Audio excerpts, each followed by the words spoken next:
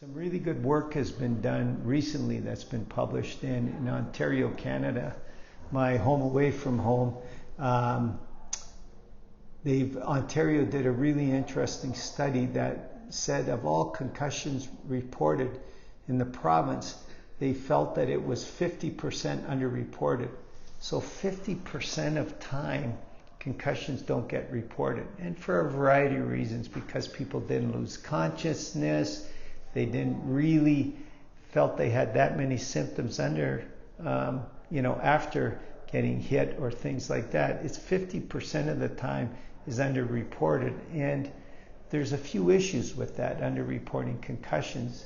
We now know that if somebody has had a concussion and basically it goes untreated, you have a concussion, you think, I'm okay, you go back to playing sport, they know that those people are 34% more likely to sustain an orthopedic injury within the first year of them returning to that sport. And that at some level is shocking. And I think clinically I've seen that through most of my career. Somebody is running down the field and they turn and cut and they sustain a anterior cruciate ligament tear, or they've had chronic ankle injuries.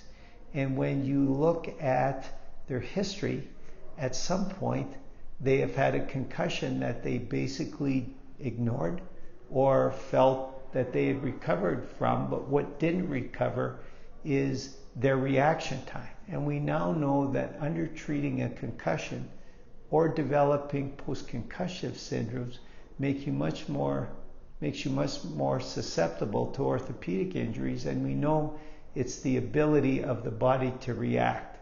And so what a concussion does is basically slow down your reaction time to incoming input. So you're playing a game and you're just not quite as sharp as you were, is the best way to describe it.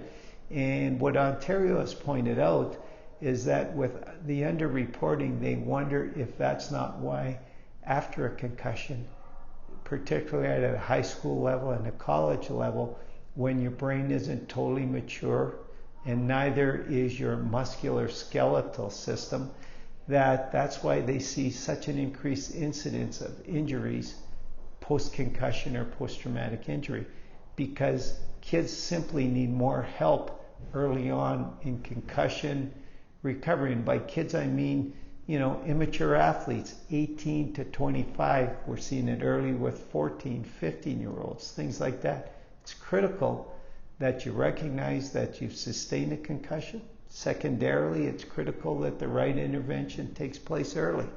Again, at HDPT, I think we've done a really good job of identifying it early with our testing.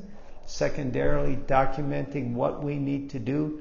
And lastly, make sure you are in the best possible reactive musculoskeletal shape to go back and participate in your sport.